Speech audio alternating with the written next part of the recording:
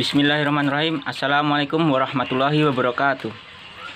Alhamdulillahirabbil alamin wa binastain ala umur dunya waddin. Wassalatu wassalamu ala asrafil anbiya'i wal mursalin wa ala alihi wa ashabihi ajmain. Amma ba'du.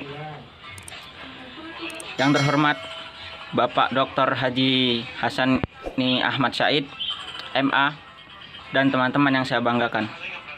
Marilah pertama-tama kita panjatkan puja dan puji syukur kita atas kehadirat Allah Subhanahu wa taala yang mana telah memberikan nikmat yang sangat banyak sekali kepada kita.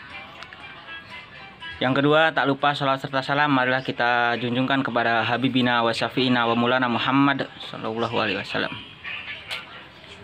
Oke, baiklah, presentasi yang pertama akan disampaikan oleh Saudari Azizah. Untuk Saudari Azizah, waktu dan tempat saya persilahkan. Saya Azizah, dan pada kesempatan kali ini akan membahas mengenai apa itu studi Islam dan kajian kontemporer. Agama adalah sebagai pedoman hidup dan juga sebagai tolak ukur dalam tingkah laku penganutnya menghadapi atau menjalankan kehidupan sehari-hari. Dan kita sebagai umat Islam tentu dalam menjalankan kehidupan ini kita bersumber hukum apapun yang kita lakukan sesuai dengan ajaran-ajaran Islam. Dan juga pada saat sekarang ini di mana perkembangan zaman, perkembangan teknologi yang begitu pesat, dan di era globalisasi sekarang ini tentu banyak penemuan-penemuan atau masalah-masalah yang timbul dan belum terjadi pada masa lalu. Maka tentulah kita perlu mempelajari yang namanya Islam itu sendiri, yang mana dengan dari zaman dahulu sampai sekarang itulah yang namanya dengan kontemporer. Jadi dalam mengkaji keilmuan Islam kita harus sesuai dengan perkembangan zaman. Jika tidak sesuai dengan perkembangan zaman, maka akan terjadi yang namanya blok kanan atau blok kiri dalam pemahaman Islam itu sendiri. Seperti pada saat sekarang ini ada beberapa dari masyarakat mungkin Indonesia yang ingin menerapkan Islam pada saat ini, ingin menerapkan Islam sesuai dengan dahulu atau tradisional, di mana pemikiran ini tentu tidak sesuai dengan perkembangan zaman, yang mananya nanti mereka akan merasa, oh, kami yang paling benar dalam menjalankan agama, yang lain itu salah. Tentu itu tidak mungkin kan. Jadi di sini diperlukan yang namanya kajian Islam kontemporer, yaitu sesuai dengan perkembangan zaman, di mana para ilmuwan, para ulama-ulama dapat menganalisis Al-Quran, yaitu sebagai pedoman hidup dalam Islam, yang mana bisa menganalisis Al-Quran atau menafsirkannya sesuai dengan perkembangan zaman pada saat sekarang ini. Lalu, apa yang dimaksud dengan kajian Islam kontemporer itu sendiri? Bahwa kajian Islam kontemporer adalah kajian Islam yang sebagai nilai alternatif bagaimana Islam menentukan atau menemukan solusi bagi adanya temuan-temuan baru yang terjadi di berbagai dimensi, baik dari zaman dahulu sampai zaman sekarang. Selanjutnya, ada beberapa hal yang kita gunakan atau yang perlu kita perhatikan dalam kajian Islam kontemporer ini. Yang pertama, yaitu dalam mengkajinya kita harus selalu bersumber terhadap Al-Quran dan Sunnah. Dan yang kedua, pembaharuan dari tradisi yang lama agar sesuai dengan perkembangan zaman saat ini, maka tidak boleh terlepas dari unsur-unsur agama. Dan yang ketiga, bukan berarti tradisi lama itu salah, akan tetapi cara pelaksanaannya yang dulunya belum ada, sekarang ada suatu masalah, maka cara pelaksanaan yang dahulu berbeda dengan cara pelaksanaan yang sekarang, begitu. Jadi bukan berarti yang lama itu salah, akan tetapi cara pelaksanaannya disesuaikan dengan perkembangan zaman yang ada pada saat sekarang. Ya, terima kasih untuk Saudari Azizah yang telah menyampaikan materinya. Semoga materi yang disampaikan oleh Saudari Azizah bisa kita pahami semua dan semoga ilmunya bermanfaat. Oke, sekarang presentasi yang kedua akan disampaikan oleh saya sendiri. Mohon perhatiannya, tolong disimak sampai akhir. Assalamualaikum warahmatullahi wabarakatuh. Baiklah, di sini saya akan melanjutkan penjelasan dari Saudari Azizah. Ya, seperti yang telah dijelaskan oleh Saudari Azizah tadi, bahwasannya ilmu pengetahuan teknologi itu mengalami kemajuan yang sangat pesat dari zaman ke zaman. Maka dapat disimpulkan pula bahwa kehidupan manusia pun akan berbeda dari manusia zaman dulu dengan manusia zaman sekarang. Karena dalam setiap zamannya itu akan selalu ada perubahan-perubahan terhadap manusia itu, baik dalam segi perilaku, sosial, pengetahuan, maupun teknologi. Dan oleh karena itu, Islam kontemporer hadir untuk memberikan solusi-solusi terhadap berbagai permasalahan dan temuan-temuan yang dihadapi oleh umat Islam zaman sekarang. Yang tentunya solusi-solusi dari Islam kontemporer ini masih berpegang pada Al-Quran dan hadis ya. Baiklah, di sini saya akan menjelaskan yaitu apa saja yang dipelajari oleh Islam kontemporer ini. Yang sebagian kecilnya saja akan saya jelaskan sesuai dengan apa yang saya baca dan saya pahami dari beberapa referensi. Jadi beberapa ilmu yang dipelajari oleh Islam kontemporer ini antara lain adalah studi Al-Quran kontemporer dan studi hadis kontemporer. Studi Islam kontemporer ini adalah ilmu yang di dalamnya itu terdapat metode-metode untuk memahami Al-Quran, untuk memperjelas isi kandungan Al-Quran. Kenapa studi Al-Quran kontemporer ini hadir? Jawabannya ya tadi seperti yang sudah saya jelaskan, bahwa manusia zaman dulu dengan zaman sekarang itu telah mengalami perbedaan, yang tentunya pola pikir mereka juga berbeda. Dan pola pikir mereka berbeda, maka pemahaman mereka terhadap sebuah ilmu pun akan berbeda, terutama kepada Al-Quran. Manusia zaman dulu dengan zaman sekarang, pemahaman mereka terhadap Al-Quran itu tak berbeda. Maka hadirlah studi Al-Quran kontemporer ini untuk memberikan metode-metode yang memudahkan manusia-manusia zaman sekarang untuk memahami penjelasan dan kandungan Al-Quran secara jelas. Yang kedua adalah studi hadis kontemporer. Studi hadis kontemporer kurang lebihnya juga hampir sama dengan studi Al-Quran kontemporer, yaitu di dalamnya terdapat metode-metode yang mempelajari dan bagaimana caranya untuk memudahkan memahami hadis. Kemudian ilmu-ilmu yang dipelajari dalam Islam kontemporer itu tidak hanya sebatas tadi saja. Karena jika membicarakan ilmu pengetahuan, maka tidak akan ada habisnya. Tak terkecuali ilmu apa saja yang dipelajari oleh Islam kontemporer ini.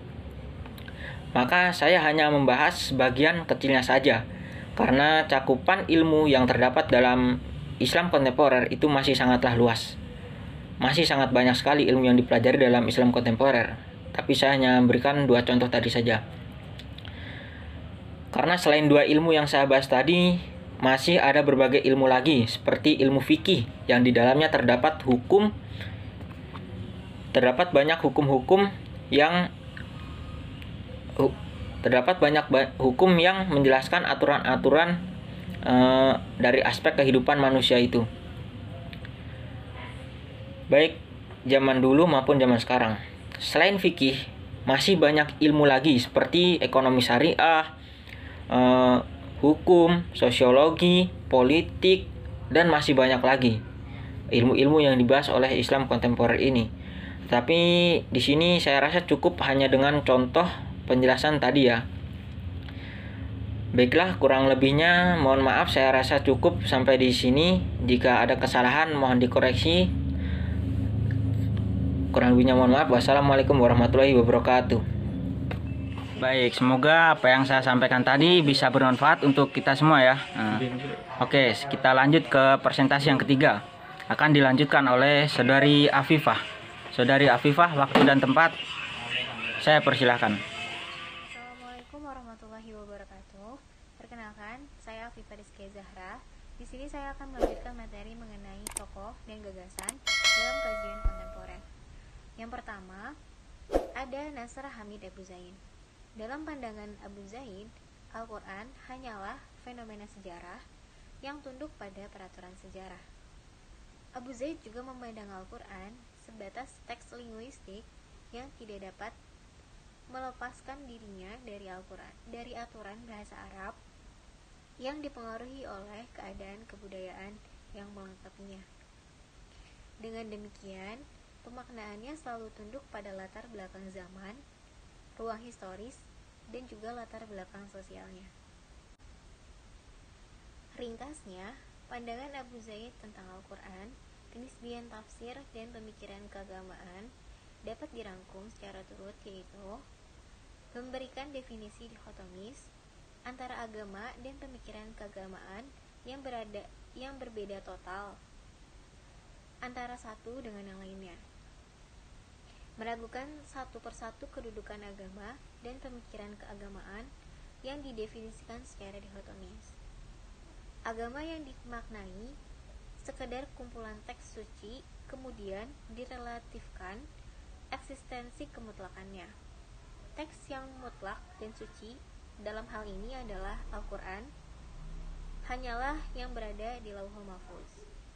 Teks suci ini tidak pernah diketahui oleh seseorang muslim satupun, sehingga pada akhirnya hanya menyisakan kenisbian dan meragukan kedudukan Al-Quran. Yang kedua, yaitu gagasan metodologi kontemporer dari Muhammad Arqaun. Pemikiran Arqaun menawarkan suatu kecenderungan baru dalam pemikiran Islam, menempatkan pemikirannya khususnya dalam bidang membaca Al-Quran dalam jajaran pemikiran kontemporer menjadi tepat karena persinggungannya dengan pemikiran-pemikiran kontemporer sangat terlihat. Dalam hal ini akan disinggung mengenai dua percobaan epistemologis dalam studi Al-Quran, khususnya interpretasi dan mekanisme pemahaman konteks.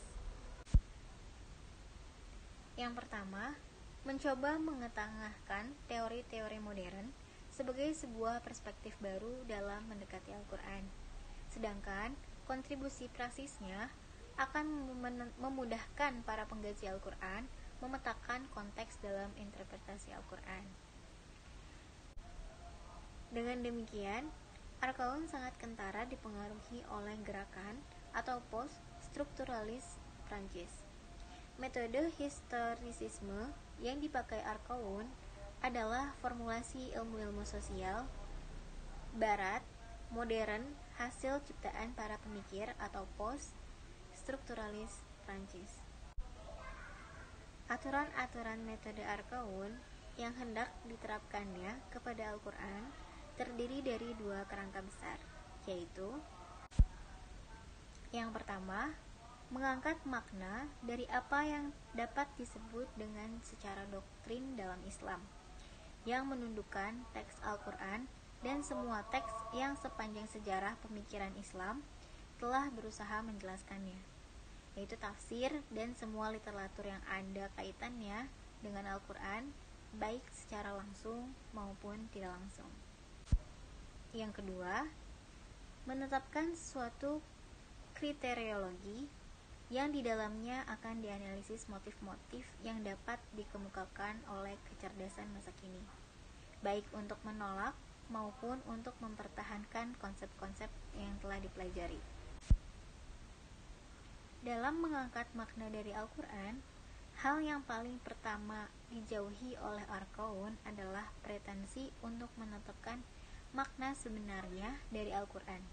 Sebab Arqaun tidak ingin membakukan makna Al-Quran dengan cara tertentu, kecuali menghadirkan sebisa mungkin aneka ragam. Ya, terima kasih untuk Saudari Afifah yang telah menyampaikan materinya. Semoga apa yang disampaikan oleh Saudari Afifah tadi bisa kita pahami semuanya ya, bisa bermanfaat untuk kita. Baiklah, sekarang kita lanjutkan kepada presentasi penyampaian yang terakhir akan disampaikan oleh saudara kita Denny Ramadan. Denny Ramadan, waktu dan tempat saya persilahkan. Assalamualaikum warahmatullahi wabarakatuh.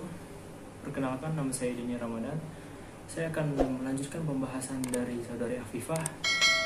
saya akan membahaskan tentang penerapan tafsir kontemporer studi Islam. Sebelumnya saya akan menjelaskan tentang peradaban Arab Islam. Peradaban Arab Islam merupakan peradaban teks yang mana terdefinisi peradaban yang menegakkan asas-asas epistemologi, yang mana asas epistemologi ini terlandasi akibat adanya beberapa faktor. Faktor tersebut merupakan faktor akibat adanya hubungan antara manusia dan relativitas. Salah satunya pada aspek ekonomi, aspek sosial, aspek politik, dan masih banyak yang lainnya. Ada dua contoh tokoh, yaitu dari Arkon dan Abu Zaid. Abu Zaid merupakan tokoh liberal yang mana banyak mensuarakan tentang kesetaraan gender, tentang penggunaan hijab, tentang pembagian harta waris, dan juga tentang poligami. Dia menjelaskan bahwasanya poligami memang sudah ada pada masa 7 Masehi, namun dia tidak membenarkan, bahkan mengharamkan terjadinya poligami pada masa kontemporer saat sekarang ini. Beliau menjelaskan bahwasanya poligami merupakan tidak lain halnya dengan pelecehan wanita ataupun perendahan harga diri wanita.